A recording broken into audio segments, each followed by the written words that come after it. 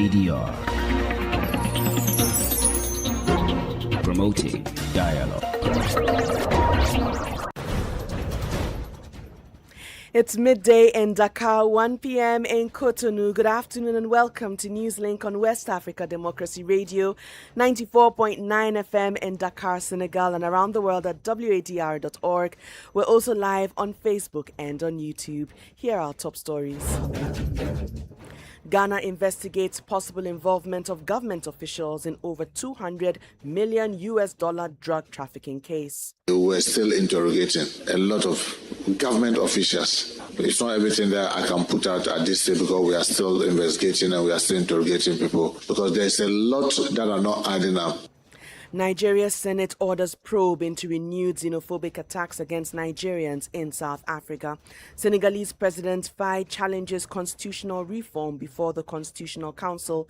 And the Gambia Supreme Court rules President Barrow's removal of former Auditor General is unconstitutional.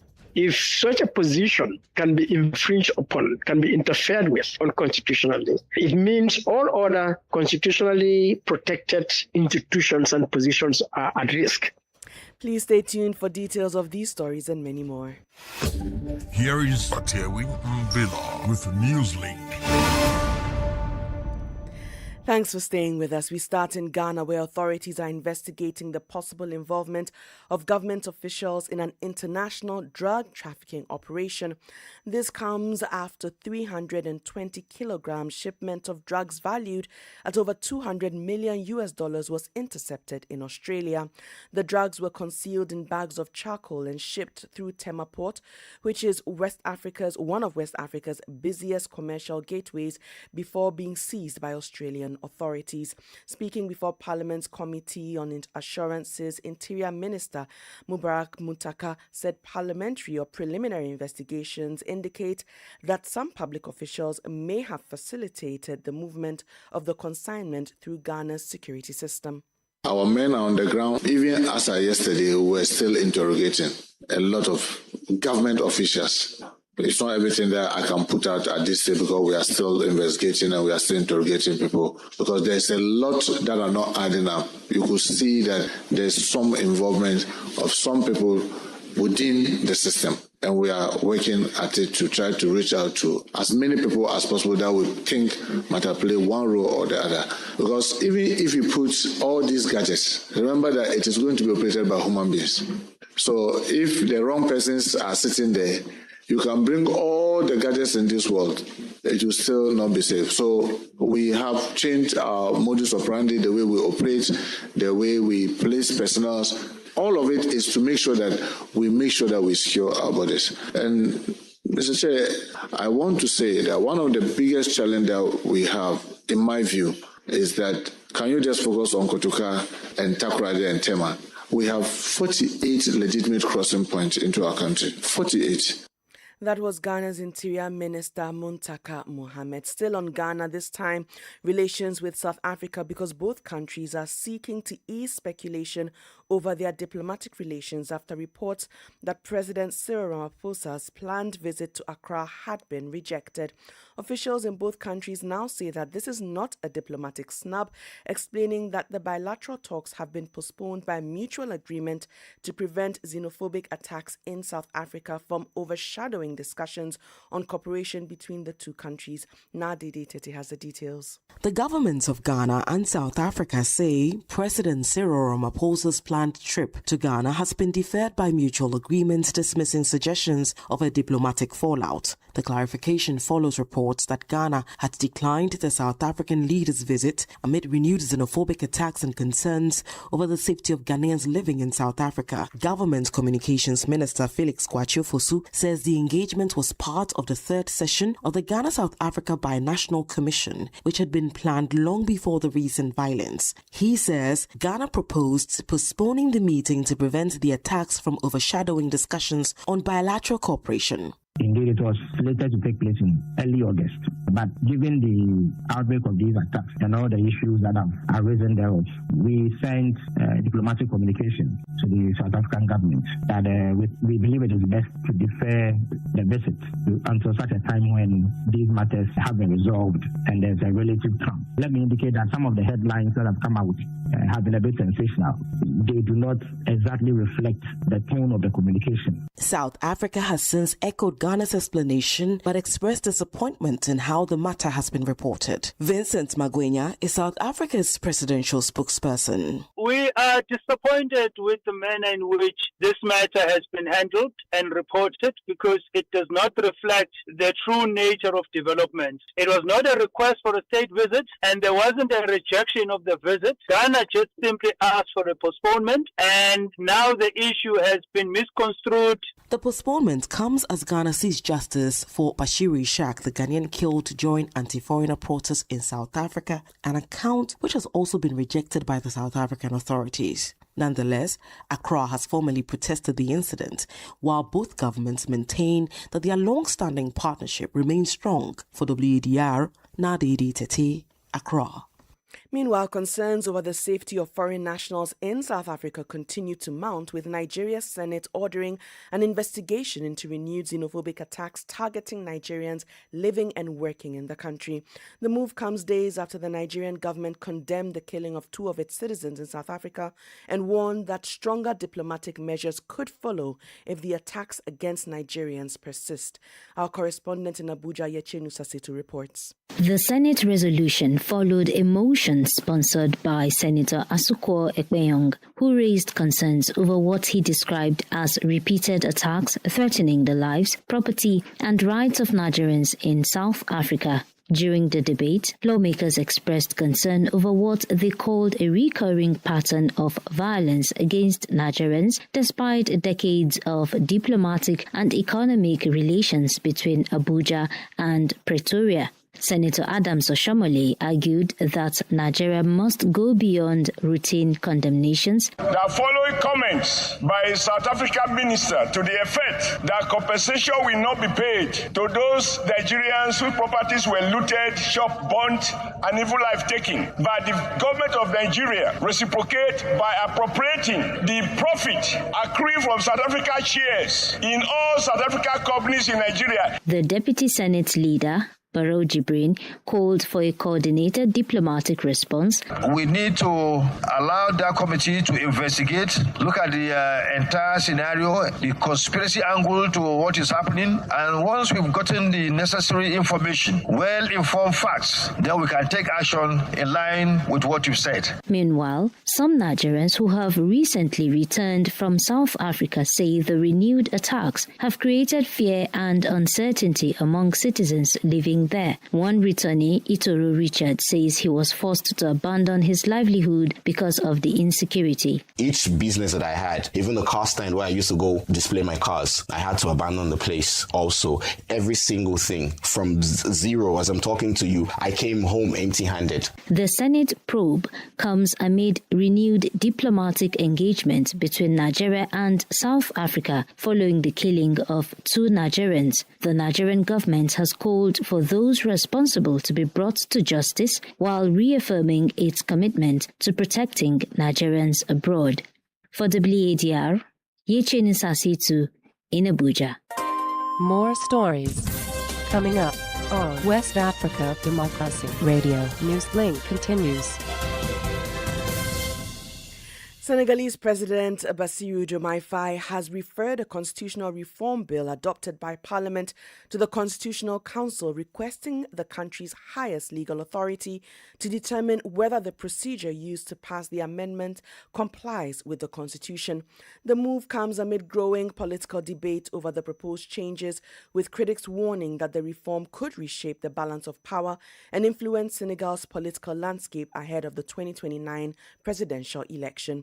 Veronica Njai has more details in this report. President Bassirou Diomaye Faye has asked the Constitutional Council to review the constitutional revision law adopted by the National Assembly on June 29th. The head of state is not challenging the content of the proposed reforms, but rather the procedure that led to their adoption. He has requested an urgent ruling from the court. The referral responds to concerns raised by members of the president's own political camp, opposition groups and sections from civil society who have criticized the reforms, arguing that some of its provisions could favor National Assembly President Ousmane Sonko ahead of the 2029 presidential race. However, the ruling PASTEF party, which holds a majority in parliament, says the amendments are based on recommendations from the 2025 National Dialogue and the 2024 Justice Reform consultations. The reform package, approved by 129 of the 165 members of parliament, proposes changes to Article 29 of the Constitution and would significantly reshape the country's institutional balance. Among the proposed changes, the President of the Republic would be prohibited from leading a political party, while the powers of the Prime Minister and the National Assembly would be strengthened. The Constitutional Council would also be replaced by a constitutional court, and the President's power to dissolve Parliament would be limited. The Constitutional Council is now expected to rule on the legality of the adoption process within the time frame requested by President Faye. That was Veronica Njai with that report. Let's now go to the Gambia, where the Supreme Court has ruled that President Adama Barrow's 2025 removal of the former Auditor General Modu Cisse from office was unconstitutional. The judgment delivered on Tuesday reinforces constitutional protection of the Auditor General's office and places fresh limits on executive authority. However, the ruling has sparked mixed reactions across the country. Christopher Aticho has the details. Delivered on Tuesday, the Supreme Court found that the executive failed to follow the constitutional procedures required to remove an Auditor General from office. Although the court found the dismissal unconstitutional, it declined to reinstate Cisse. Instead, it ruled that the current Auditor General, Chiano Amadou Sow, should remain in office. Critics, however, argue that the ruling places the financial burden on taxpayers rather than those responsible for the unconstitutional decision, while allowing the executive action to stand without direct accountability. Madi Jobate, a rights activist and founder of the Edward Francis Small Center for Right and Justice, shares his reaction. The Auditor General position is a constitutionally protected position. If such a position can be infringed upon, can be interfered with unconstitutionally, it means all other constitutionally protected institutions and positions are at risk of executive outrage. The government was ordered to pay Cisse outstanding salaries and allowances from the date of his removal until the end of his tenure, together with interest. The court also awarded him $4 million, approximately $57,000 in damages for violating his constitutional rights. Christopher Aticho with that report, and do stay tuned for our guest interview segment in the second half of this news bulletin, where we will discuss this matter further. Still in the Gambia, President Adama Barrow has called for increased investment in Africa's infrastructure, particularly transport, energy and digital connectivity, warning that the continent's infrastructure gap continues to slow down sustainable development. He made these remarks during the Africa Caucus of the Governors of IMF and World Bank 2026 meeting held in the Gambia, where he also stressed the need to boost regional trade and strengthen partnership for Africa's economic advancement. Here's an excerpt. While we commend our development partners for their long-standing engagement in Africa, much work needs to be done to boost trade and the development of regional infrastructure, particularly in the areas of roads, energy, and digital connectivity. We regret Africa continue to be the region with the highest infrastructure gap, which is hindering our sustainable advancement endeavors.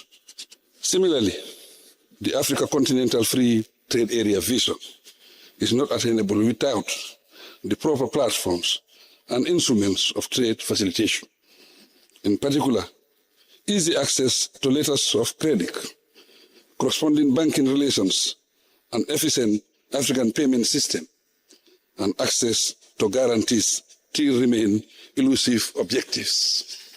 As we reaffirm our commitment to strengthening domestic resource mobilization, improving public financial management, deepening domestic capital markets, we call on the IMF and the World Bank Group to support ongoing efforts by African countries to broaden tax bases, rationalize tax expenditures, modernize tax systems, and enhance tax administration by leveraging appropriate digitalization tools. Furthermore, we call on our bilateral and multilateral partners to strengthen global tax cooperation to combat illicit financial flows from Africa.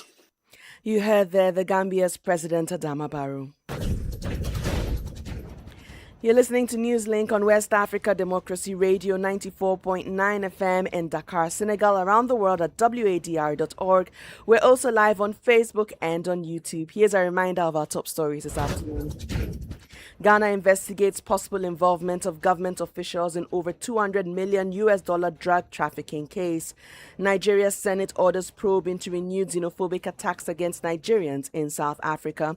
Senegalese President Faye challenges constitutional reform before the Constitutional Council. And just gone by, we did talk about the Gambia Supreme Court because they have ruled that President Adama Barrow's removal of the former Auditor General was unconstitutional. Still ahead, we have guest interview and sports news. Do stay. Connecting Ghana to West Africa. This is Nadidi Tete in Accra, and you're listening to WADR 94.9 FM, Dakar.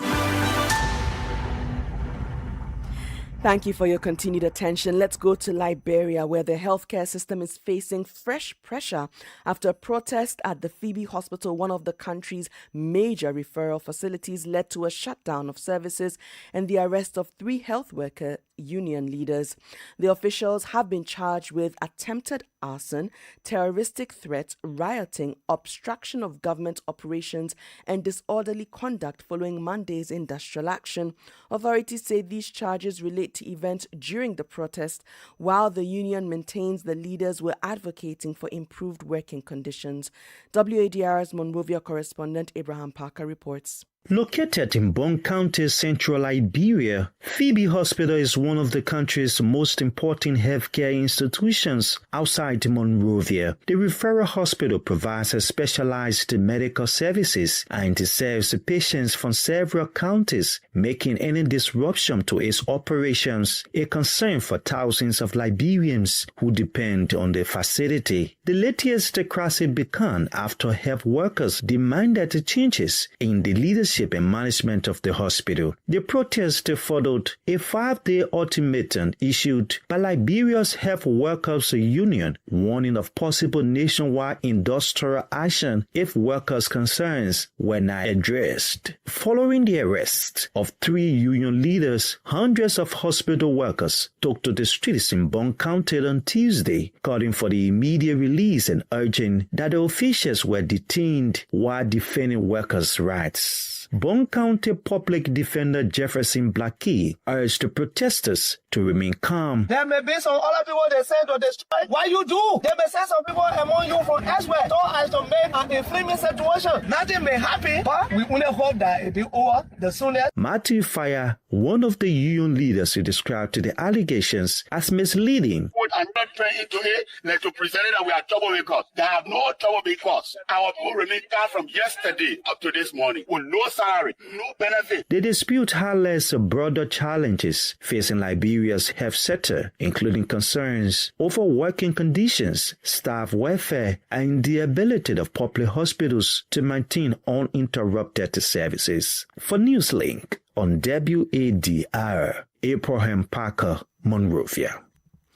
The ECOWAS Bank for Investment and Development, EBID, has approved more than $417 million to finance 5 major projects aimed at strengthening infrastructure, healthcare, housing, mining, and regional integration across West Africa. The approvals were made during the bank's 99th Board of Directors meeting in Lomé, as the regional lender reaffirmed its commitment to supporting sustainable development and economic growth across ECOWAS member states. WADR's Usman Umar reports. The ECOWAS Bank for Investment and Development has approved over $417 million in fresh investments to support critical development projects across Nigeria, Cote d'Ivoire and Ghana. The decisions were taken during the bank's 99th ordinary session, chaired by its president, Dr. George Agekun Donko, as part of efforts to strengthen infrastructure, healthcare, housing, financial resilience and regional competitiveness in West Africa. The largest allocation, worth $260 million, will finance a 123-kilometer section of the Trans-Saharan Highway in Nigeria. EBID says the project is expected to improve regional connectivity, facilitate trade, reduce transport costs, and deepen economic integration within the ECOWAS region. In Cote d'Ivoire, the bank approved a 10 billion CFA franc line of credit for Bank Del Habibat to expand housing finance and support small and medium-sized businesses in the construction sector.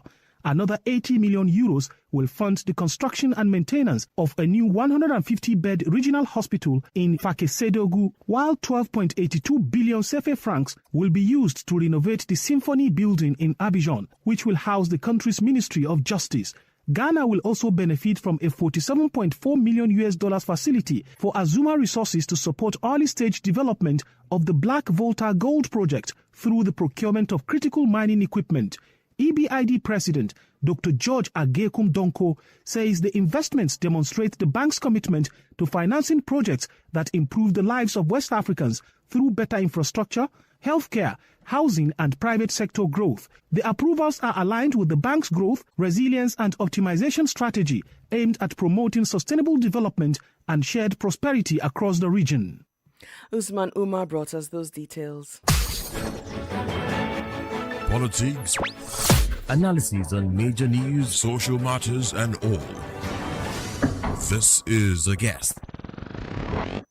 As promised, our guest interview this afternoon is about the Gambia Supreme Court decision not to reinstate the country's former Auditor General after ruling that his removal by President Adama Barrow was unconstitutional. Now, this has triggered wide debate over constitutional accountability, executive power, and the protection of independent institutions in the Gambia. Now, among those raising concerns about the judgment is the Edward Francis Small Center for Rights and Justice, which argues that the court's decision does not go far enough in addressing the constitutional violations surrounding the former Auditor General's removal. Well, to discuss this matter further, we do have on the phone Mardi Jobate, a Gambian rights defender and founder of the center, and he tells us what his thoughts on this matter is. This former Auditor General, Maurice Cisse, was removed from office, which he believes did not go according to what the Constitution states in terms of the appointment and removal of the Auditor General. So it's a matter of defending the Constitution, ensuring the supremacy of the Constitution. And so if the Supreme Court, having had the case, acknowledged that indeed his removal was unconstitutional, what we expected, therefore, was for the Supreme Court to restore constitutional order. And that constitutional order is that the holder of that position should be reinstated so that he continues in his position as he was appointed through the constitutional process. And his removal should have been through a constitutional process. This case is so significant because the National Audit Office is a constitutionally created institution. The Auditor General position is a constitutionally protected position. And so if such a position can be infringed upon, can be interfered with unconstitutionally, then it means all other constitutionally protected institutions and positions are at risk of executive outrage. And this includes the commissioners of the National Human Rights Commission or the commissioners of the Independent Electoral Commission or the Ombudsman and even the judges of the Supreme Court, all of who are appointed and removed as laid down in the Constitution and relevant laws.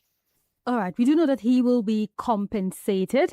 He will receive his salary till retirement, that is 2035, and he will also be compensated with a sum of $4 million. Doesn't this satisfy it? No, this does not satisfy it because the issue is not a personal issue, so to speak. This is not even a dispute between the former Auditor General and the President or with the IGP. Rather, it is looking at the actions of public officials, that is the President and the Inspector General of Police, regarding a position that is protected by the Constitution. To bring in the issue of damages compensation, that is the Supreme Court's opinion. That is their decision, okay. But the core issue has been diverted, has been sidelined, and that is what concerns us. They took the matter to court. They have won the case because the Supreme Court indeed said the actions, of the President and the Inspector General of Police were unlawful and unconstitutional. And what should have followed, therefore, is to restore the man back to his position and, if anything, to put sanctions on the President and the Inspector General of Police for violating the Constitution, because violation of the Constitution carries severe consequences. All right. You argue that the judgment could weaken constitutional safeguards and encourage future violations. What specific risks do you foresee for other independent institutions if the unconstitutional removals are not met with stronger consequences? It is not just the fear of removal of, officers in those protected institutions. But what this also means is that those institutions and the people in charge may not perform their functions according to law for fear of reprisals, because if they fell out of favor with the President or with the government, they could also be removed. Precedent is there with this case that if they are removed, worst case scenario is even if they won the case, they took the matter to court and win the case, they could only get a compensation. But they would not get a restoration back to their position. So it's two things, therefore. One, it puts these institutions and office holders at risk, of removal, as a result of executive overreach.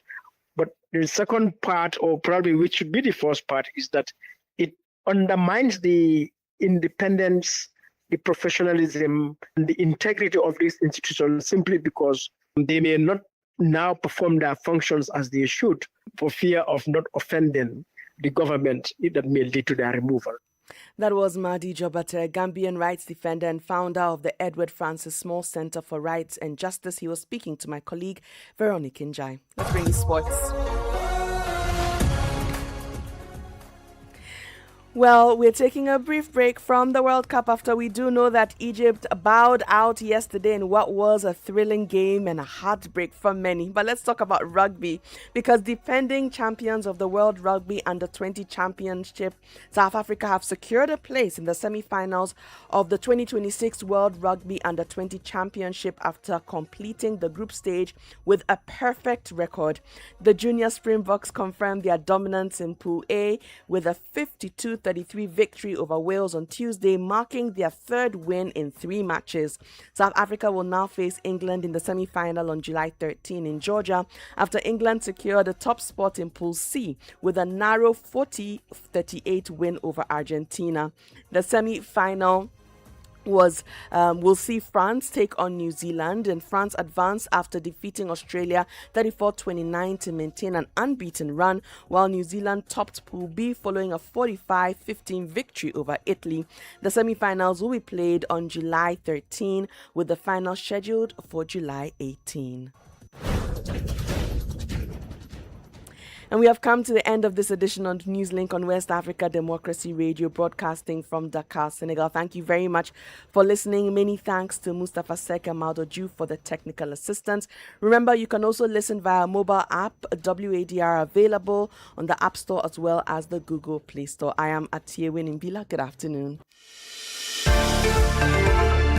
We thank you for listening to Newslink in Nigeria on Love FM Abuja and Darling FM Owerri. In the Gambia on Hot FM Banjul, Hilltop FM and Veritas Radio in Serekunda. Thank you for listening on Alternative Youth Radio Lofa County, Liberia, Radio Kegaman in Nimba County and DCN Radio Riverses County. A big thank you to Radio Graft FM in Sierra Leone for listening, and in Ghana we thank Radio Pad in Damango and Royals FM in Wenchi. Thank you all for listening to Newslink. WADR. You can